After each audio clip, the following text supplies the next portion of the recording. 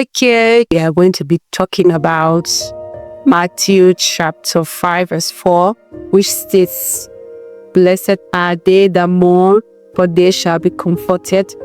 Traditionally, when somebody hears about mourning, you might be thinking of where you lost a loved one, The mourning that Jesus was talking about is, okay, now we see the word, how deteriorated it is, sin has just been on the increase from the time we fell as human being through Adam. So you as the believer, as a child of God, you looking at the ills in society, looking at the fact that everything is just going contrary to godliness, everything is just pointing to destruction, things like that. Or you look in your church, look in your local church where you are, but you see that people are not holding up to this glorious standard, and people are just going, anyhow, just doing as they like. And all these things that you are saying, and they are making you to feel so sad, making you to feel so burdened as a person, as a child of God. Every time you see this kind of thing, you are so burdened, you are so sad within your spirit, man. And this your sadness is not going to push you to be, it's not going to make you to backslide, because it's possible that because now, like Jesus said in Matthew 24 verse 12, because iniquity shall abound, the love of many shall wax forth.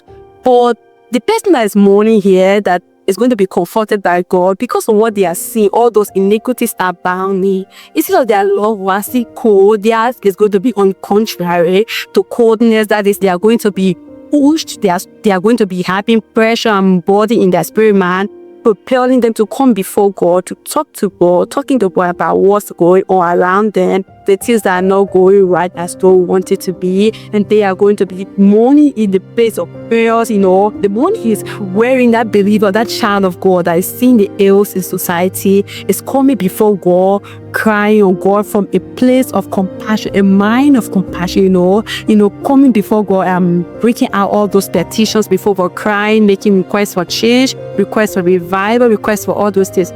The sadness is not going to push you to start to bats, or maybe the sister who is not following. Now you take it upon yourself, carry the gist everywhere, tell other people, oh, see this person, she's not following, see this brother, he's not following. No, the sadness is not going to make you to gossip. It's not going to make you to become act anyhow, become told about those kind of things.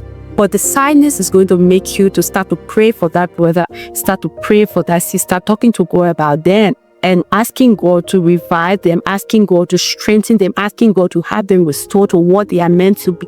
So that is the mourning that Jesus Christ was actually talking about. Those that will see the things that God wants to be, and looking at society, looking at communities, looking at their lives, looking at the lives of other believers, looking at the church where they are in, and then they are seeing the things are not going aligned with the will of God, and then they go to God in prayer to talk to God about those things.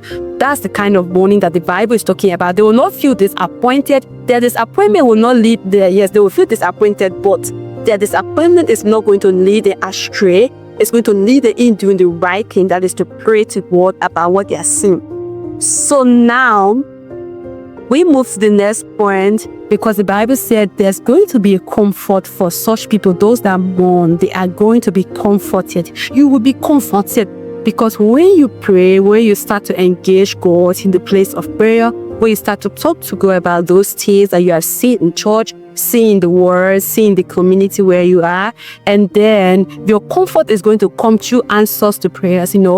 There is something that answers to prayer does. When you pray as a child of God, when you pray as a child of God, and then you see that your prayer is not just, you are not just sticking to the atmosphere, you are seeing some positive outcome, as you are talking to God in your secret place, you come to church, you see that there are changes, there are revival, people are now following that person that maybe you might have been talking to God about. The person is now like, I'm no longer doing what I was doing. The person is now calm, the person is now following. There is that they call that the joy of faith. You will be encouraged as a person to continue doing what you are doing in your secret place. So that's how God comforts. So the comfort, it comes in. Sometimes God will comfort you immediately.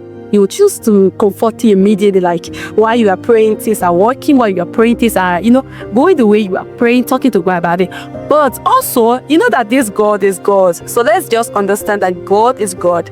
So There are some times that He will also choose to stress you as a believer to work on your own mind, to work some keys, some glorious characters, the qualities in you as a child of God. And I can tell you, in the time of being stretched, one of such glorious things that He's working in you is perseverance, like how much you keep on talking to God until you see Jerusalem as the praise, as the Bible will say. So you keep on talking to God because of what He has seen that's not yet in alignment. You keep on talking to God. Every time you come to God, you bring that burden before the Lord. You're presenting that matter. God will choose to stress you, at least to help you to build you in faith, build your perseverance, as a child of God. So that's how we are being comforted. And even at times, the Lord will also, God is the God that's so wonderful.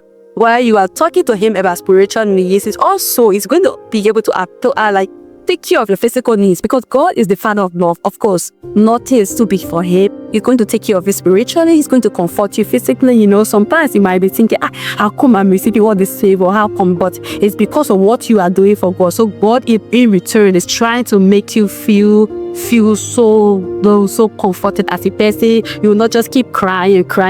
So He is there to comfort you by answering your prayers. That's how He comforts. Okay, in conclusion, blessed are they that mourn, for they shall be comforted. Blessed is that believer that mourns on behalf of the ills in society, and they shall be comforted. Blessed is that sister, that brother that mourn for the infirmities of his brother or of his sister, and he or she shall be comforted. So we would like to say thank you for listening to us, and you are welcome to listen to another episode of this podcast Means next week, same time, same platform. Thank you.